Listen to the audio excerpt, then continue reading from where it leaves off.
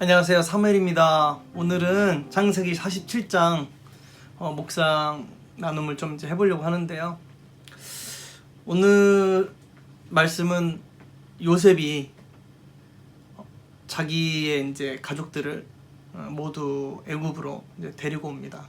그리고 이제 야곱은 많은 나이에도 불구하고 자기 아들을 만나러, 그리고 또 생명을 부지하려고 모든 가족을 데리고 70명이라고 이제 성경에 적혀 있는데요.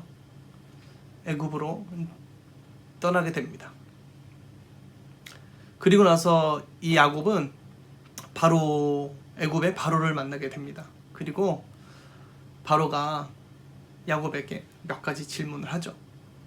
그 중에 한 가지 질문이 이거였어요. 내 나이가 얼마냐? 라는 질문이었습니다. 바로가 야곱에게 나이를 물었던 거죠.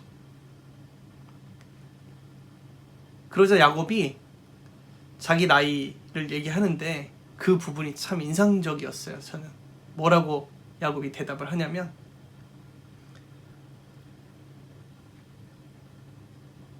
야곱이 바로에게 아르되 내 나그네 길의 세월이 130년이니이다. 130살인 거죠. 그리고 나서 이렇게 얘기해요. 내 나이가 얼마 못 되니 우리 조상의 나그네의 길에 연조에 미치지 못하니. 그러니까 조상들이 살았던 그 수명만큼은 자기가 아직 살지 못했다, 그 얘기죠. 그리고 나서 이제 다음 그 문장이 오늘 하나님께서 저에게 주신 말씀이고, 또 많은 분들이 이 구절을 굉장히 주목하기도 했던 것 같아요. 그 문장이 뭐냐면, 나그네 길의 연주에 미치지 못하나 험악한 세월을 보냈었나이다 하고 야곱이 바로에게 축복하고 그 앞에서 나오니라 라고 얘기를 하고 있습니다. 야곱이 자기의 삶을 험악한 세월을 보냈다, 이렇게 얘기를 하더라고요. 이 말씀을 읽으면서 제가 많은 깨달음이 저에게 밀려왔어요. 저는 사실 야곱의 삶이 물론 여러 가지 어려움이 있었지만 하나님이 늘 야곱의 기도를 들으시고 야곱의 편을 들어주시고 야곱과 함께 하시고, 그래서 그의 삶이 그저 축복받은 삶 아닌가? 물론 고생했지만 그래도 늘 하나님께서 그 삶에 응답하지 않았나? 라고 생각하면서 동시에 제 삶을 돌아보면 내 삶에는 하나님의 많은 기도가 응답되지 않은 것 같고, 여전히 나는 또 어려움들을 겪고 있는 것을 보면서 야곱의 삶을 이렇게 동경하고 했었거든요. 야곱뿐만이 아니죠. 아브라함도 마찬가지고 이삭도 마찬가지고, 그렇죠? 야곱도 이후에 모세, 여호수아, 갈렙, 그리고 성경의 많은 인물들이 늘 하나님께 기도하고 하나님으로부터 응답을 받고 그 삶을 이렇게 이어나가는 것을 이제 보면서 내 삶에는 이런 것들이 이렇게 많지는 않은 것 같은데, 이제 이런 생각들을 했던 것 같아요, 저도. 근데 오늘 말씀을 들으면서 제가 깨달은 것은 뭐냐면, 성경의 인물들도 결국은 그 삶의 전반적인 것은 다 고통스러웠던 거구나, 그 삶은 다 힘들고 어려웠던 거구나 라는 것을 깨닫게 됐어요. 너무 상식적인 건데.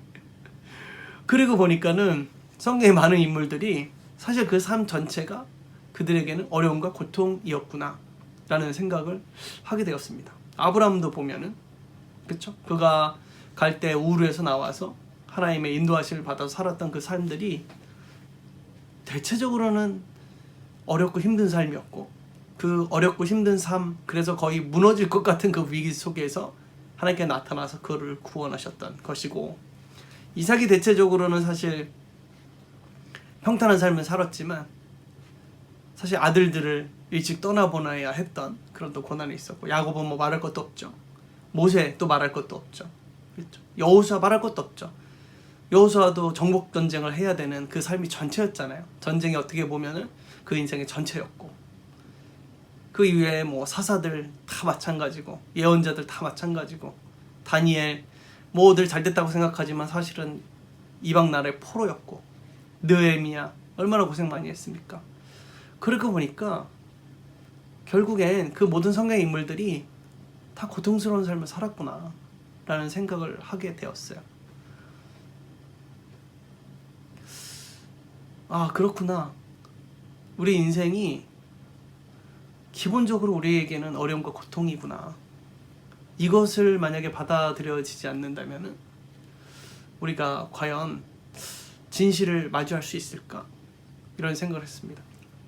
최근에 세바시에서 긍정이라고 하는 이제 강연을 듣게 되었어요. 제가 링크를 달아드리려고 하는데 거기에서 나와서 이제 말씀하시는 카톨릭 대학교 교수님께서 긍정이 무엇이냐는 얘기를 이제 하시면서 긍정이란 모든 것을 긍정적으로 바라보는 것이 아니라 사건과 사태 그리고 인생을 있는 그대로 바라보는 것이라고 얘기하더라고요. 좋은 것은 좋은 것대로, 고통스러운 것은 고통스러운 것대로 인정하며 받아들이는 것이 긍정이라고 얘기를 하더라고요. 근데 어느 틈엔가 저도 또 많은 그리스도인들도 마치 우리에게 여전한 이 삶의 고통들, 세상의 부조리들 이런 것들이 잘못된 것인 것처럼, 물론 잘못됐죠. 하지만 제 얘기는 그러면은 안 되는 것처럼 그렇게 여기고 이것들을 다 개선하고 나에게는 불행이 닥치지 않도록 그렇게 기도하고 그렇게 바라고 있었던 거 아닐까? 관계의 문제라든지 예상치 못했던 인생의 어떤 고통들, 가까운 사람이 아프거나 죽는 이런 일들이 마치 나에게만 닥치는 것처럼 그렇게 생각하면서 하나님을 또 원망하거나 하나님께 서운해하고 그런 모습들이지 않나? 내가 그랬던 것처럼 이런 생각을 하게 되었습니다. 야곱이 오늘 얘기했던 것처럼 험악한 세월을 보냈다라는 것이죠. 우리도 여전히 그런 삶을 살고 있죠. 아무리 우리 삶이 행복하고 아름답다 하더라도 우리 삶에는 여전히 또한 어려운 일들이 존재합니다. 날마다 또 고통스러운 일들이 있죠. 어쩔 때는 저 자신이 그렇게 고통스러울 때도 있잖아요. 그것이 우리의 삶이라는 것입니다. 그것이 우리 삶이죠. 하지만은 우리가 말씀을 통해서 소망을 갖는 것, 또 제가 소망을 갖는 것은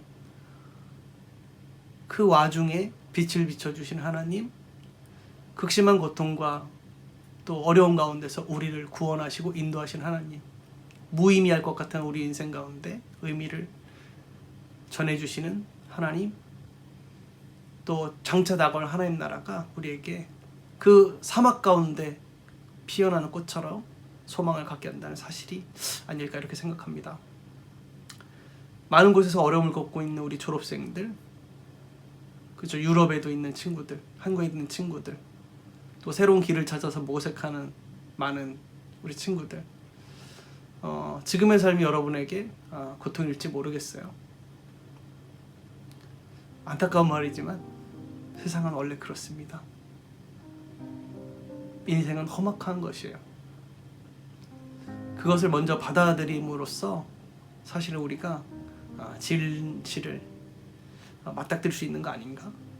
하지만 성경의 메시지, 주님의 메시지는 우리를 그대로 내버려 두지 않으시고 우리를 인도하시며 우리를 반드시 좋은 곳으로 인도하시는 주님, 그 약속을 믿고 주님께 기도함으로 하루하루를 살아가야 이제 할 것 같습니다. 힘내시고 서로 기도하면서 오늘 하루 어렵고 촉박하지만 그 가운데서 사막의 꽃을 찾아내고 하나님의 인도하심을 발견함으로 새로운 단계의 신앙으로 도약하는 사랑하는 여러분들 되시기를 바랍니다. 감사합니다.